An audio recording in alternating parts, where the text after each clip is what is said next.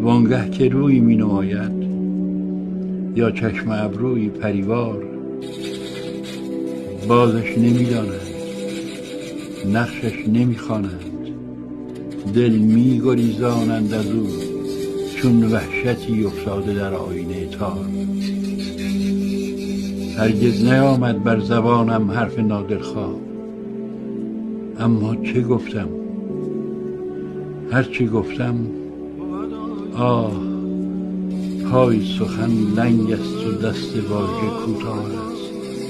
از من به من فرسنگ ها راه است.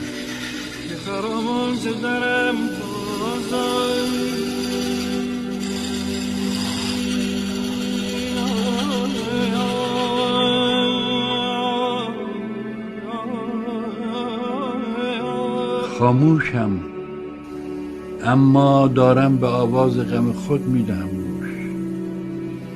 وقتی کسی آواز میخواند خاموش باید بود. غم داستانی تازه سر کرده است. اینجا سراپا، گوش باید.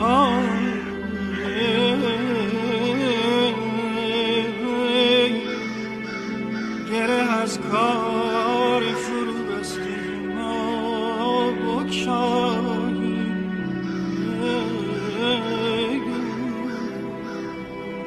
ای غم، تو با این کاروان سوگواران تا کجا همراه می آیی؟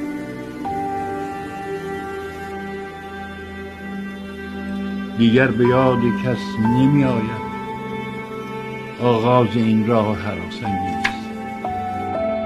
چونان که خواهد رفت از یاد کسان، افسانه ما نیست.